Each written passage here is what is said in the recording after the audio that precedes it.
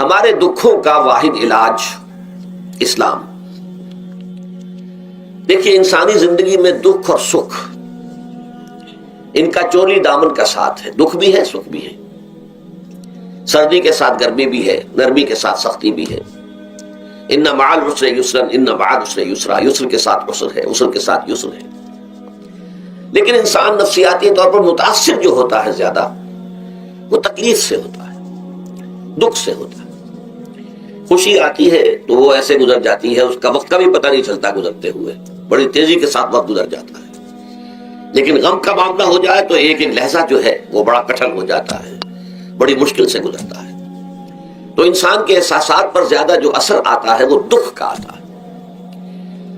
بعض فلسفے دنیا میں ایسے ہیں کہ جنہوں نے اس دکھ، خاص طور پر جو حساس انسان اس کو محسوس کرتا ہے، اس کے اعتبار سے یہ کہا ہے کہ دنیاوی زندگی نرا دکھ ہی دکھ ہے۔ آپ کو معلوم ہے کہ تعداد انسانوں کی بہت بڑی تعداد ہے جو بدھ مت کی پیروکار ہے، اور بدھ مت کا کلمہ طیبہ یہ ہے، یعنی یہ ان کا اصل الاصول ہے، جیسے ہمارے دین کا اصل الاصول ہے لا الہ الا اللہ محمد رسول اللہ، کلمہ طیبہ۔ ان کا جو کلمہ طیبہ ہے وہ یہ سروم دکھم، سب دکھ ہی دکھ ہے، سب مصیبت ہی مصیبت ہے۔ انسانی زندگی جو ہے وہ تو صرف دکھوں سے اور تکلیفوں سے عبارت ہے۔ اسی کو غالب نے بھی کہا ہے، آپ نے یہ شعر بھی غالب کا میں نے بہت سے دروس میں سنا ہوگا کہ قید حیات و بند غم اصل میں دونوں ایک ہیں۔ یہ قید حیات ہے، ابھی آپ حدیث سن رہے تھے الدنیا سجن المومن، مومن کے لیے یہ دنیا کی زندگی جو ہے جیل خانہ ہے، یہ قید ہے، قید حیات۔ جیسے جیل میں آدمی اپنی مرضی سے نہیں جاتا، بھیجا جاتا ہے، اپنی مرضی سے نہیں نکلتا بلکہ نکالا جاتا ہے۔ اسی طرح لائی حیات آئے قضا لے چلی چلے، اپنی خوشی سے آئے نہ اپنی خوشی چلے۔ تو دنیا کی زندگی جو ہے وہ واقعتاً ایک اعتبار سے قید خانہ ہے۔ قید حیات و بند غم اصل میں دونوں ایک ہیں۔ جب تک یہ زندگی رہے گی غم بھی لگا رہے گا، تکلیفیں لگی رہیں گی، مصائب آتے رہیں گے، انسان کو دکھوں کا سامنا رہے گا، واسطہ رہے گا۔ موت سے پہلے آدمی غم سے نجات پائے کیوں؟ ظاہر بات ہے جب تک زندگی ہے تو غم ہے، تو موت سے پہلے نجات نہیں مل سکتی۔ اگرچہ اس کے بعد کا اگلا مرحلہ جو ہے، جو حقیقت کو جاننے والے ہیں وہ تو جانتے ہیں کہ اس کے بعد تو غم کا اور بڑا کڑا مرحلہ آنے والا ہے۔ اب تو گھبرا کے یہ کہتے ہیں کہ مر جائیں گے، مر کے بھی چین نہ پایا تو کدھر جائیں گے؟ اگر اللہ ہمیں معاف فرمائے، اپنی رحمت اور مغفرت سے ہمیں ڈھانپ لے، جیسے کہ حضور نے فرمایا الا یتغمدنی ربی برحمتہ، حضور نے فرمایا کہ کوئی انسان بھی محض اپنے اعمال کی بنیاد پر جنت میں نہیں داخل ہو سکے گا جب تک کہ رحمت خداوندی دستگیری نہ کرے۔ کسی صحابی نے بڑی ہمت کی، بڑے جرأت کا معاملہ کیا، پوچھ لیا کیا حضور آپ بھی؟ ظاہر بات ہے آپ بھی انسان ہیں، آپ بھی بشر ہیں، قرآن مجید میں کہلوایا گیا ہے وَإِنَّمَا أَنَا بَشَرٌ مِثْلُكُمْ۔ تو اگر آپ کہتے ہیں کوئی انسان جنت میں داخل نہیں ہو سکے گا محض اپنے اعمال کی بنیاد پر جب تک کہ رحمت خداوندی دستگیری نہ کرے، تو کیا آپ بھی اس قاعدہ کلیہ میں شامل ہیں؟ آپ نے فرمایا ہاں میں بھی، الا یتغمدنی ربی برحمتہ، جب تک کہ میرا رب مجھے اپنی رحمت سے ڈھانپ نہیں لے گا میں بھی جنت میں داخل نہیں ہو سکوں گا۔ تو اس اعتبار سے اللہ تعالیٰ وہاں ہمیں بچا لے، لیکن جو وہاں نہیں بچایا گیا، اب ظاہر بات ہے کہ اس کے لیے جو مصیبت ہے وہ تو پھر دائمی ہے، ابدی ہے، دکھ ہی دکھ ہے۔ میں اس کی طرف زیادہ جانا نہیں چاہتا اس وقت، اصل میں میرا موضوع جو ہے وہ اس دنیا میں دکھوں کا علاج۔ اب اس اعتبار سے غور کیجئے، دکھ دو قسم کے ہیں۔ قرآن مجید پر جتنا میں نے غور کیا، دکھ ایک تو وہ ہے کہ جو ناگہانی طور پر آ جاتے ہیں، اس میں ہماری کسی غلطی کو دخل نہیں ہوتا۔ وہ کوئی آفت سماوی ہے، کوئی زلزلہ آ گیا ہے۔ ابھی آپ کو معلوم ہے بھوج جو قصبہ تھا گجرات اسٹیٹ کا، انڈیا کا پورا ختم ہو گیا، اس میں بہت سے مسلمان بھی تھے۔ جب کوئی آفت سماوی آتی ہے تو وہ ظاہر بات ہے کہ پھر سب کے سب لوگ اس کی لپیٹ میں آ جاتے ہیں۔ زلزلہ آ گیا، کوئی اور طوفان آ جائے، جیسا کہ کئی مرتبہ آپ نے اخبارات میں پڑھا ہوگا، اس سال امریکہ میں بہت طوفان آئے ہیں، مشرقی ساحل پر بار بار طوفان آئے، وہاں بھی لوگ مرتے ہیں، وہاں بھی چھتیں اڑ جاتی ہیں، وہاں بھی تباہی جو ہے آتی ہے۔ تو اس حوالے سے ایک تو ہے وہ ناگہانی آفات، آفت ارضی ہو یا آفت سماوی ہو، زلزلہ ہے یا آفت ارضی ہے، طوفان آ گیا ہے، کوئی سائیکلون آ گیا یا آفت سماوی ہے۔ یا کوئی آسمان سے بڑا سا پتھر آ جائے. آپ کبھی کبھی اخبارات میں پڑھتے ہوں گے کہ ایک بڑی چٹان پاس سے گزر گئی, بہت بڑی خلائی چٹان جو ہے زمین کے قریب سے ہو کر گزر گئی, زمین بچ گئی, ورنہ اگر وہ زمین سے ٹکرا جاتی تو نہ معلوم کتنا بڑا یہاں پر تباہی کا معاملہ ہوتا تھا. بڑے بڑے جو ہے شہاب گرتے رہے زمین کے اوپر, بڑی بڑی تباہیاں آتی رہی ماضی میں. تو ایک تو یہ ہے, اور ان میں بھی تقسیم کیجئے یہ ناگہانی تکلیف, ناگہانی مصیبت, یا کوئی آفت سماوی یا آفت ارضی, اس کی بھی پھر دو قسمیں ہو گئی. ایک وہ کہ جو افراد کو متاثر کرتی ہے انفرادی سطح پر. آدمی سڑک پر جا رہا تھا, پیچھے سے آ کر کسی گاڑی نے ٹکر ماری, گر گیا, ٹانگ ٹوٹ گئی. اب ظاہر بات ہے کہ اس میں اس کا کوئی قصور نہیں ہے, یہ اللہ تعالیٰ کی طرف سے بات آ گئی ہے. یا یہ کہ کوئی اگر اجتماعی سطح پر آیا, جیسا کہ زلزلہ ہے, یا جیسا کہ کوئی سائیکلون ہے, کوئی بڑا طوفان ہے, بہت بڑے فلڈز آ گئے ہیں. اس وقت بھی موزمبیق میں بہت بڑا فلڈ آیا ہوا ہے, ساؤتھ افریقہ میں, اور افریقہ میں پچھلے سال بھی بہت بڑا فلڈ آیا تھا, بڑی تباہی آئی تھی, آ رہا. تو یہ آفت سماوی یہ ظاہر بات ہے کہ اجتماعی سطح پر آتی ہے, بڑی بڑی مقدار میں, تعداد میں لوگ متاثر ہوتے ہیں, لاکھوں لوگ بے گھر ہو جاتے ہیں, ہزاروں آدمی مارے جاتے ہیں. تو پہلی شکل جو ہے دکھ کی, جیسا کہ میں نے عرض کیا, وہ ناگہانی دکھ, کوئی آفت ارضی, کوئی آفت سماوی, خواہ وہ انفرادی ہو خواہ اجتماعی. اس کے ضمن میں کیا علاج ہے؟ ظاہر بات ہے کہ اس کا علاج یہ تو نہیں ہو سکتا کہ آپ اس کو ختم کر سکیں. انگریزی کا ایک محاورہ ہے, what cannot be cured must be endured. جو چیز جو ہے جس کا علاج نہیں ہو سکتا وہ تو برداشت کرنی پڑے گی. بعض بیماریاں بھی ایسی ہیں, ڈائبٹیز ہو گئی ہے, شوگر کا مرض ہو گیا, ڈاکٹر آپ کو بتائے گا کہ بھائی اب یہ مرض جائے گا نہیں, اب آپ کو اس مرض کے ساتھ ہی اپنے آپ کو ایڈجسٹ کر کے اپنی غذا وغیرہ اس کے مطابق طے کر لیجیے, ورنہ یہ کہ یہ نہ سمجھیے کہ یہ مرض چلا جائے گا. تو what cannot be cured must be endured. لہذا ان آفت سماوی و ارضی, چاہے وہ انفرادی سطح پر متاثر کرتی ہوں انسانوں کو, اور چاہے اجتماعی سطح پر, اس کا تو علاج ایک ہی ہے. عربی میں بھی ایک محاورہ یہ ہے کہ کسی نے پوچھا تھا کہ بچھو کے کاٹے کا کیا علاج ہے؟ البکاء الی الصباح, رات کو اگر کاٹا ہے کسی بچھو نے تو روتے رہو صبح تک, یہ علاج ہے, اس کا اور کوئی علاج ہے ہی نہیں. تو جو چیز لا علاج ہے اسے برداشت کرنا. گویا کہ یہاں جو اصل شے ہوگی کہ دنیاوی آفات, ارضی و سماوی آفات, ناگہانی آفات, ناگہانی مصیبتیں, ان کے ضمن میں ہمیں ایسی شے کی ضرورت ہے جو ہمارے اندر برداشت پیدا کر دے, اس کو جھیلنا آسان بنا دے, ہم اس کی وجہ سے بجھ کر نہ رہ جائیں, ہماری ہمتیں جواب نہ دے جائیں, ہمارا ارادہ ختم نہ ہو جائے, ہمارا حوصلہ پست نہ ہو جائے, بلکہ برداشت ہو, جھیلنا ہو, تحمل ہو. ابھی بٹر صاحب کہہ رہے تھے اللہ تعالیٰ ذرا سا متحمل ہے. میں نے کہا یہ بہت غلط بات کہہ رہے, اللہ بہت متحمل ہے. وہ ذرا سا تو یوں سمجھیے کہ ان کے کہنے کے انداز میں یہ بات آ گئی, ذرا سا رحیم بھی ہے. نہیں, وہ بہت رحیم ہے, بہت متحمل ہے, بہت حلیم ہے. لیکن یہ کہ ہمیں یہ جو آفات سماویہ اور ارضیاں ہیں جو ہمارے اوپر آ جاتی ہیں اللہ کی طرف سے, ان کے ضمن میں ذہنی ایک ایٹیچیوڈ پیدا ہو جائے, سوچ کا ایک خاص رخ بن جائے, انسان کے احساسات ایک خاص طرز پر ڈھل جائیں, تو پھر ان کو برداشت کرنا آسان ہو جاتا ہے. اور وہ کیا ہے؟ وہ ہمارے ایمان کا لازمی تقاضا ہے. ایمان ہمیں یہ بتاتا ہے کہ کوئی مصیبت زمین میں آتی ہے نہ تمہاری جانوں پر آتی ہے بغیر اذن رب. جو کچھ آ رہا ہے اللہ تعالیٰ کے فیصلے سے آیا ہے. یہ کوئی اندھا بہرا مادہ نہیں ہے, یہ کوئی اندھا بھینسا نہیں ہے کہ اس نے آ کے آپ کو ٹکر مار دی ہے. نہیں, یہ تو سمیع اور بصیر, علیم و خبیر اللہ, اور حکیم اور قدیر اللہ کا فیصلہ ہے. لہذا یہ من جانب اللہ ہے, اس کو تم سمجھو کہ اللہ تعالیٰ کی طرف سے ہے.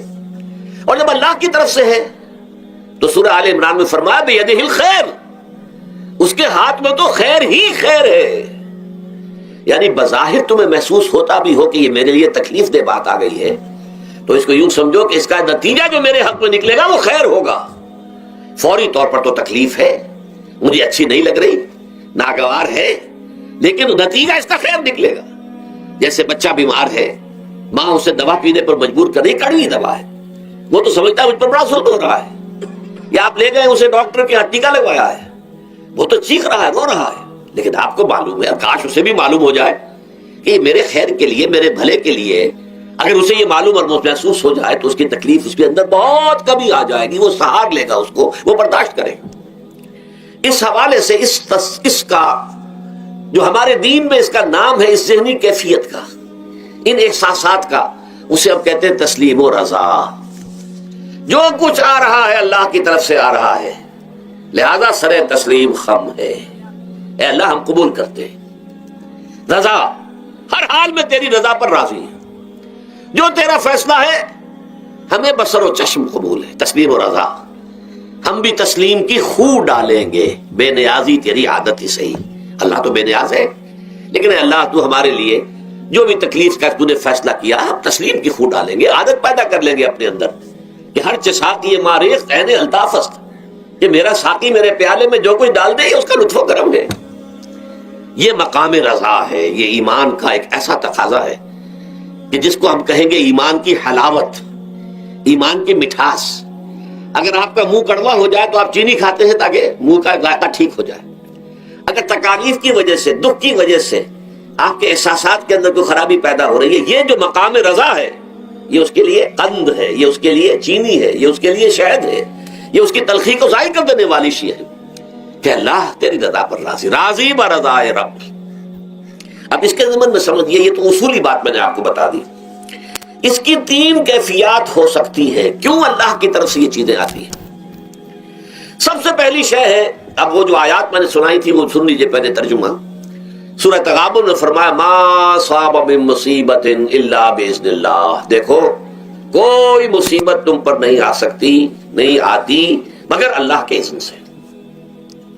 ومن یؤمن باللہ، اور جو شخص اللہ پر ایمان رکھتا ہو، یہد قلبہ، اللہ اس کے دل کو ہدایت دے دیتا ہے، اس کے دل کو سکون عطا کر دیتا ہے، وہ راضی برضائے رب ہو جاتا ہے، اس میں شکوہ نہیں رہتا، اس میں شکایت نہیں ہوتی، اس میں تلخی نہیں ہوتی، کیوں ہو گیا، کیسے ہو گیا، کیوں ہو گیا، نہیں ہونا چاہیے، نہیں۔ یہ سارا جو پیچ آدمی کھاتا رہتا ہے نا، اندر ہی اندر وہ جو پیچ کھا رہا ہے، یہ سب پیچ سے نجات نہیں گئی۔ برو کشید سے پیچا کہ ہستبود مرا، چے اقدہا کے مقام رضا کشود مرا۔ یہ پیچ کھانا جو ہے، پیچا کے ہستبود، اس سے اللہ تعالیٰ نے مجھے نجات دے دی ہے مقام رضا کے ذریعے سے۔ کتنے بڑے بڑے عقدے میرے حل ہو گئے اس مقام رضا سے، چے اقدہا کہ مقام رضا کشود میرا، میرے تو بہت سے عقدے اس سے حل ہو گئے۔ اس حوالے سے ایک موٹی بات تو یہ ہو گئی، لیکن اب اس کو تین حصوں میں تقسیم کیجئے۔ پہلی بات یہ کہ یہ اللہ کی طرف سے آزمائش کے طور پر آتے ہیں۔ آزمائش، میرا بندہ اس پر صبر کرتا ہے یا نہیں، یا میرے خلاف بکواس کرنے پر آمادہ ہو جاتا ہے۔ اللہ تو ایسا ہے، اللہ نے تو ہم پر کبھی کرم کیا ہی نہیں ہے، اللہ تو ظالم ہے، معاذ اللہ معاذ اللہ معاذ اللہ۔ کہیں ایسا تو نہیں، میرا بندہ جو ہے تکلیف کو جھیلتا ہے میری وجہ سے، یہ سمجھ کے کہ اللہ کی طرف سے آئی۔ یہ صبر جو ہے یہ بہت بڑی کامیابی ہے اگر انسان کو حاصل ہو جائے، اور اس صبر کے نتیجے میں دو اور باتیں پیدا ہوتی ہیں۔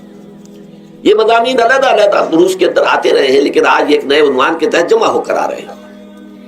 پہلی بات یہ ہوتی ہے کہ یہ امتحان کا نتیجہ کیا نکلتا ہے کہ آپ نے ایک امتحان پاس کیا تو آپ کے اگلے درجے میں ترقی ہو جاتی ہے۔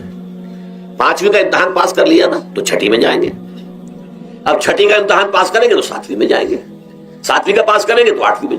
درجہ بدرجہ انسان کی دینی، ایمانی اور روحانی ترقی کا ذریعہ یہ آزمائش بنتی ہے۔ جتنا اس میں صبر ہوگا، جتنا اس میں تسلیم و رضا جو ہے آپ حاصل کرتے جائیں گے تو آپ کے درجے بلند ہوتے چلے جائیں گے۔ آپ کا امتحان کڑے سے کڑا آئے گا، بڑے سے بڑا آئے گا، مشکل سے مشکل تر آئے گا۔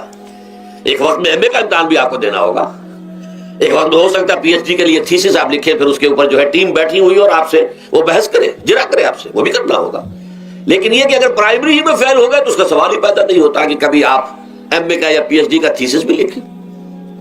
اور اسی کو دوسرے انداز میں کہا گیا ہے قرآن مجید میں، بولے یبلی المؤمنین منہ بلاء حسنا۔ اصل میں ابلا کہتے ہیں، بلا یبلو جو ہے عربی زبان میں آتا ہے آزمانا۔ خلق الموت والحیات لیبلوکم ایکم احسن عملا، یہی معنی ابتلا کے میں، ابتلا یبتلی آزمانا۔ ابلا یبلی جو آتا ہے باب افعال سے، اس میں آتا ہے کسی کو کسی تکلیف میں ڈال کر اس کو نکھارنا، کہ اس کا جوہر نکھر جائے، اس کے اندر جو خیر ہے وہ اور چمک جائے، لوگوں کو بھی معلوم ہو جائے کہ یہ شخص اس مقام کا اہل ہے، اس کے اندر یہ صلاحیت ہے، اس میں یہ قوت موجود ہے، تو یہ گویا کہ اہل ایمان کی صلاحیتوں کو نکھارنے کے لیے اور ان کے درجات کی ترقی کے لیے بھی اللہ تعالیٰ دنیا کے اندر یہ مصیبتیں اور امتحانات جو ہیں آزمائش کے حوالے سے افراد پر بھی اجتماعی طور پر بھی لاتا ہے۔ اور ایک اس کا اور بھی ہے، اہل ایمان پر اس طرح کے ابتلاء و آزمائش کی ایک نوعیت اور بھی ہے، اور وہ یہ ہے کہ جو بھی آپ سے غیر ارادی طور پر یا یہ کہ آپ نے کوئی گناہ ارادی طور پر بھی کر لیا، اللہ تعالیٰ اس کی سزا اسی دنیا میں دے کر آخرت کی سزا سے محفوظ کر دیتا ہے۔ گویا کہ اس سے بڑا خیر کیا ہوگا؟ یہاں کی سزا کیا ہے؟ جھیل لی آپ نے، بخار آ گیا، ٹانگ ٹوٹ گئی، چلیے 3 مہینے آپ بستر پر پڑے رہے نا، اور کیا ہوا؟ کچھ نہیں۔ لیکن یہ کہ آخرت کی سزا ملتی بہت عظیم ہوتی، لہذا کفارہ بناتا ہے اللہ تعالیٰ ان گناہوں، ان جو بھی گناہ ہو گئے ہیں، غلطیاں ہو گئی ہیں، ان کا کفارہ اللہ تعالیٰ بندہ مومن کے لیے، حضور کی ایک حدیث ہے، اس کا متن مجھے اس وقت یاد نہیں ہے، کہ مومن کا معاملہ عجیب ہے، اسے کوئی تکلیف پہنچتی ہے صبر کرتا ہے، وہ اس کے گناہوں کا کفارہ بن جاتا ہے، اور اگر کوئی خوبی ملتی ہے اس پر اللہ تعالیٰ کا شکر ادا کرتا ہے، اس کے درجات بلند ہو جاتے ہیں۔ تو یہ معاملہ جو ہے اللہ تعالیٰ کی طرف سے بندہ مومن کے حق میں خیر، کہ در حقیقت اس کے ان گناہوں کی پاداش کہ جو اس نے یہاں کر لیے ہیں یہی دنیا میں دے کر دھو دیا جائے، پاک کر دیا جائے۔ جیسے آپ کو معلوم ہے دھوبی جو ہے کپڑے کو بھٹی میں چڑھاتا ہے، گرم پانی میں ڈالتا ہے کہ ڈالتا ہے تاکہ اس کا میل نکلے، اس کے آگے پٹکتا بھی ہے ذرا اس کو تاکہ وہ میل اچھی طرح چھٹ جائے اس سے۔ اسی طرح اگر دنیا میں ہمارے میل چھٹ جائیں، دنیا میں اگر ہمارے گناہ دھل جائیں تو یہ بڑے نفع کا سودا ہے، بڑے نفع کا سودا ہے، بڑے نفع کا سودا ہے۔ اس اعتبار سے آپ غور کیجئے کہ اگر یہ حقائق ہمارے سامنے رہے تو کیا کوئی تکلیف دنیا کی ہمیں بھاری محسوس ہوگی؟ ہمیں تو بتایا یہ گیا ہے کہ عسیٰ ان تکرہوا شیئا وہو خیر لکم وعسیٰ ان تحبوا شیئا وہو شر لکم واللہ یعلم وانتم لا تعلمون۔ ہو سکتا ہے کہ تم کسی چیز کو ناپسند کرو، دراصل کہ اسی میں تمہارے لیے خیر ہے، تمہیں نہیں پتا، اور ہو سکتا ہے تم کسی چیز کو پسند کرو، دراصل کہ اس میں تمہارا شر ہے لیکن تمہیں نہیں معلوم۔ اللہ یعلم وانتم لا تعلمون، اللہ جانتا ہے تم نہیں جانتے۔ اس حوالے سے سپردم بدو مایا خیشرا تدانی حساب کم و بیشرا، اے اللہ، اس کو کہتے ہیں تفویض۔ یہ سورہ تغابن کے درس میں یہ تمام مضامین تفصیل سے آتے ہیں کہ ایمان کے جو باطنی ثمرات ہیں اس میں سب سے پہلے مقام رضا ہے، پھر تفویض ہے، توکل ہے۔ آپ محنت کر رہے ہیں، محنت کر رہے ہیں، محنت کر رہے ہیں، نتیجہ نہیں نکلا۔ ایک نتیجہ یہ نکلے، ایک بچے نے بہت محنت کی، دن رات کام کیا، فیل ہو گیا امتحان میں، اب صدمے سے کمر ٹوٹ سکتی ہے اس کی، لیکن نہیں، ہو سکتا ہے کہ اللہ تعالیٰ نے اسی میں میرے لیے خیر رکھی ہے، اس لیے کہ ہماری محنت سے کچھ نہیں ہوگا، ہمارے مادی وسائل سے کچھ نہیں ہوگا، ہوگا اللہ کے اذن سے، اللہ کی مرضی سے، اللہ کی مشیت سے۔ یہ ہمارے لیے خاص طور پر اس اعتبار سے بہت اہم نقطہ ہے، ہم سب راہ حق کے مسافر ہیں، اپنے اپنے بس پڑتے محنت کر رہے ہیں، وقت بھی صرف کر رہے ہیں، مال بھی صرف کر رہے ہیں، محنت کر رہے ہیں، مشقت کر رہے ہیں، لیکن فرض کیجئے جیسا کہ ہے فی الواقع، فرض کیا کیجئے، وہ تو واقع سامنے کی بات ہے، نتائج نکلتے نظر نہیں آ رہے، قدم نہیں بڑھ رہے، ہماری طرف لوگوں کا رجوع عام نہیں ہے، ٹھیک ہے، اس پر قطعاً بدل ہونے کی بات نہیں، یہ اللہ تعالیٰ کی مشیت میں ہوگا، جب وہ چاہے گا تب ہوگا، ہمارا کام یہ کہ اپنا فرض ادا کیے چلے جائیں بس، اور نتیجے سے بالکل ذہن کو اپنے منقطع کر لیں، ذہن کا کوئی تعلق آپ کے نتیجے کے ساتھ نہ رہے۔ یہ جب تک کیفیت ہماری نہیں ہوگی، ہم اس راہ پر استقامت اور مدام اس پر محنت اور جد و جہد کرنا جو ہے وہ ہمارے لیے ممکن نہیں رہے گا۔ اس کے لیے میں اگر آپ کے سامنے رکھوں معاملہ کہ حضور صلی اللہ علیہ وسلم کے جو پہلے 10 برس ہیں، جب سے آپ کو آغاز ہوا ہے وحی کا، اس کے بعد سے پہلے 10 برس دن رات کی محنت، شدید مشقت، یہاں تک کہ اللہ بھی روک رہا ہے، نبی آپ اپنے آپ کو ہلاک کر لیں گے، لعلک باخع نفسک الا یکونوا مؤمنین، کیا آپ اپنے آپ کو اس صدمے میں ہلاک کر لیں گے؟ یہ ایمان نہیں لا رہے، اس قدر صدمہ۔ لیکن اس کے ساتھ یہ ہے کہ یہ نہیں ہے کہ نتیجہ نہیں نکل رہا تو کام چھوڑ کے بیٹھ جائے، نہیں، معاذ اللہ، معاذ اللہ، نتیجہ نہ نکلے تو حضرت نوح علیہ السلام کی عمر بھی اگر حضور کی ہوتی 950 برس بھی حضور دعوت دیتے تھے، آپ کا کام تھا، آپ کا فرض تھا۔ حضرت نوح علیہ السلام بھی تو آخر اللہ کے ایک بندے تھے، اللہ کے رسول تھے، 950 برس تک دعوت دی ہے۔ فَلَبِثَ فِيهِمْ أَلْفَ سَنَةٍ إِلَّا 50 عَامًا، یہ تو ہم مانتے ہی نا. اگر قرآن کے اندر نص قطعی صریح الفاظ نہ ہوتے کہ 950 برس تک رہے, ورنہ یہ بات سمجھ سے بالا تر ہے. عام طور پر معلوم ہوتا ہے کہ اس دور میں ابھی عمر زیادہ تھی لوگ. بہرحال جو میں نے عرض کیا تھا کہ دکھ جس سے انسان متاثر ہوتا ہے اس کی ایک قسم وہ ہے کہ جو ہمارے ارادہ اور اختیار سے باہر اللہ کی مشیت سے, اللہ کے اذن سے, اللہ کی مرضی سے آتا ہے. اس کے لیے ہمارا کام صرف برداشت ہے. جو شے بھی ہمیں برداشت کی صلاحیت عطا کر دے وہی اس کا علاج ہے. جیسے آپ کو معلوم ہے کہ بخار بہت تیز چڑھا ہوا ہے, اس کی دوا نہیں ہے اسپرین یا کوئی اور پیراسیٹامول, بخار کی شدت کو کم کر دے گا, وہ کوئی علاج نہیں ہے. علاج تو ہوگا اگر معلوم ہو کہ کون سے جراثیم ہے, کس کی وجہ سے ہے, اس کا صحیح اینٹی بایوٹک کون سا ہے, وہ علاج ہوگا. یہ علاج نہیں ہے. لیکن اس کی شدت کی کمی اور اس کے اندر جو احساس ہے جھیل جانے کا, وہ انسان کے لیے آسان ہو جاتا. یہی مضمون آیا ہے سورہ حدید میں بھی, ما اصاب من مصیبت فی الارض ولا فی انفسکم. یہاں کھول دیا اس مضمون کو. میں نے عرض کیا تھا نا کہ یہ آفت سماوی بڑے پیمانے پر بھی ہو سکتی ہے زمین میں, یعنی زلزلہ آ گیا, فلڈ آ گیا, طوفان آ گیا. ولا فی انفسکم, خاص تمہاری جان میں. تمہیں بخار ہو گیا, تمہیں ٹی وی لگ گئی, تمہیں کوئی اور بیماری آ گئی, تمہیں کینسر ہو گیا, معاذ اللہ ہوتا ہے, آخر ہوتا ہے. دنیا میں انسانی زندگی کے ساتھ یہ ساری چیزیں لگی ہوئی ہیں. لیکن یہ چیزیں ما اصاب من مصیبت فی الارض ولا فی انفسکم, نہیں پڑتی تم پر کوئی پڑنے والی کوئی مصیبت, کوئی تکلیف, نہ پوری زمین میں بڑے پیمانے پر, نہ تمہاری جانوں میں انفرادی سطح پر, الا فی کتاب من قبل ان نبراها, مگر یہ کہ وہ تو ایک کتاب میں, کتاب اللہ کے علم کی کتاب, ام الکتاب, اس میں پہلے سے درج موجود ہے. یہ الٹ اپ نہیں ہو گیا, یہ اچانک نہیں ہو گیا. آپ اچانک سمجھتے ہیں کہ صاحب میں تو جا رہا تھا, اچانک ٹرک نے آ کے مجھے دھکا مار دیا. اچانک کوئی شے یہاں نہیں ہوتی. اس کائنات میں پتہ تک نہیں ہلتا جب تک کہ اس نے رب نہ ہو. اچانک کا کیا سوال؟ تو در حقیقت جو ہوتا ہے وہ اللہ تعالیٰ کے علم میں پہلے سے ہے. علم کامل, ما کان وما یکون, جو کچھ ہوا ہے, جو کچھ ہوگا, مستقبل, ماضی, کل کا کل, آنے واحد میں اللہ کے علم میں موجود ہے. لہذا یہاں اچانک کچھ نہیں ہوتا. جو بھی آیا ہے اللہ کے اذن سے آیا ہے, اور یہ پہلے سے اللہ کے علم کے اندر موجود تھا, لکھا ہوا تھا. الا فی کتاب من قبل ان نبراها ان ذلک علی اللہ یسیر. یہ تمہیں تو مشکل نظر آئے گا لیکن اللہ پر بڑا آسان ہے. اللہ کا علم کامل, ما کانا ما یکون کو حاوی ہے. لکہ لا تاسوا علی ما فاتکم, تاکہ تم افسوس نہ کیا کرو ان چیزوں پر جو تم سے چھوٹ جائیں, جاتی رہیں, چھن جائیں.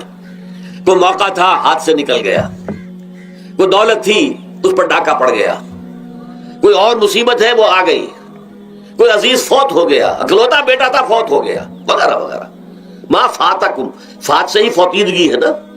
جو شے بھی نکل جائے, چلی جائے, ہاتھ سے جاتی رہے, چاہے وہ کوئی آپ کا عزیز تھا جو فوت ہو گیا تو آپ کے ہاتھ سے نکل گیا, یا کوئی مال تھا جو آپ کے قبضے سے نکل گیا, ڈاکہ پڑ گیا, چوری ہو گئی, نقصان ہو گیا کاروبار میں بہت بڑا, اس پر افسوس نہ کیا کرو. اگر افسوس کرو گے تو اس کا مطلب کیا ہوگا کہ تمہیں اللہ پر اعتماد نہیں ہے, یا تم سمجھتے ہو کہ اللہ کے سوا بھی کوئی ہے جو یہ کام کر سکتا. کائنات میں تو ایک ہی کی مرضی چلتی ہے, وہ ہے اللہ. لہذا اگرچہ وہ کسی کے ذریعے سے تکلیف آپ کو پہنچی ہے, کسی نے آپ کو پتھر مارا ہے, وہ پتھر ہو سکتا ہے آپ کو نہ لگتا, لگ گیا ہے تو اللہ کے فیصلے سے لگا ہے. اس کا باپ بھی نہیں پتھر مار سکتا آپ کو اگر اللہ کا اذن نہ ہو. لہذا آپ پتھر مارنے والے کو بھی مجرم سمجھیے, ٹھیک ہے, اس سے بھی قصاص لینے کا آپ کو حق ہے, لیکن یہ جان لیجئے کہ جو آیا ہے پتھر وہ اذن رب سے آیا ہے. اب ظاہر بات ہے کہ اگر یہ کیفیت ہوگی تو غصہ اتنا نہیں ہوگا اس شخص پر کہ جس نے یہ کام کیا ہے, بلکہ ہو سکتا ہے آدمی مسکرا کے رہ جائے. جیسے کہ وہ میں واقعہ سناتا رہا ہوں اپنے دروس میں کہ ایک درویش مرش آدمی جا رہا تھا, جو رب کرے سو ہو, جو رب کرے سو ہو, جو رب کرے سو ہو. کسی شخص نے پتھر اٹھا کر دے مارا, اس کے سر پہ لگ گیا کہ اس نے پیچھے پلٹ کر دیکھا کس نے مارا ہے.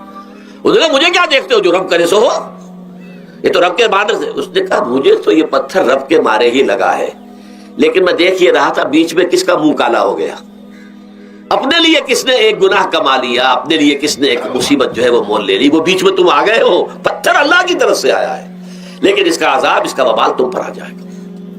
بہرحال یہ تو میں نے عرض کیا آپ کے سامنے, وہ چیزیں کہ جو آ جاتی ہیں, وہ تکالیف, وہ مسائل جو اللہ کی طرف سے من جانب اللہ ہے, اس میں آپ کسی کو مورد الزام نہیں ٹھہرا سکتے, وہ آپ پر آ گیا.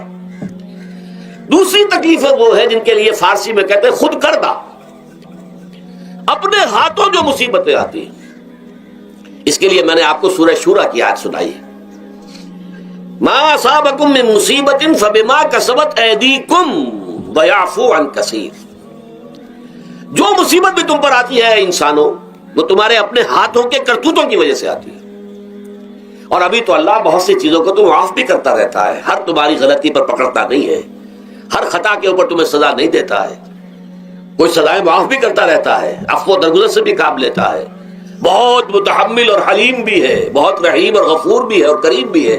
لیکن یہ کہ یہ جان لو کہ ایک مصیبتیں وہ ہیں جو تمہاری اپنی پیدا کرتے ہیں، بما کسبت ایدیکم، تمہارے اپنے ہاتھوں کی کمائی۔ یہ کون سی خود کردہ؟ یہ در حقیقت ہے اجتماعی نظام جو انسان بناتا ہے، اس اجتماعی نظام کو غلط کر کے اگر اس نے اپنے لیے مصیبتیں کھڑی کر لی۔ مصیبت ہے لیکن یہ مصیبت تمہارے اپنے ہاتھوں کی لائی ہوئی ہے، تم نے نظام غلط بنایا ہوا ہے، تم نے دولت کی تقسیم غلط کی ہوئی ہے، اللہ نے تو رزق پیدا کر دیا اور سب کے لیے کافی ہے، یہ تم نے کیا ہے کہ ایک طرف کچھ لوگوں کے کھتے بھرے ہوئے ہیں اور ایک طرف کوئی فاقے سے مر رہا ہے، یہ خود کردہ ہے، یہ ہمارا کبھی ہے، یہ تم نے نظام غلط بنایا ہے، یہ جو نظام کے اندر خرابی ہے یہ تمہاری اپنے کرتوت ہے، تم نے خود نظام کے اندر غلطی رکھی ہوئی ہے، ناانصافی گھولی ہوئی ہے، اس کا زہر گھولا ہوا ہے، یہ تمہارے اپنے کرتوتوں کی وجہ سے، اور اس کا علاج تمہیں کرنا پڑے گا خود، اور وہ علاج کیا ہوگا؟ اور نظام کو صحیح قائم کرو، اللہ کا دیا ہوا نظام، نظام عدل و قسط،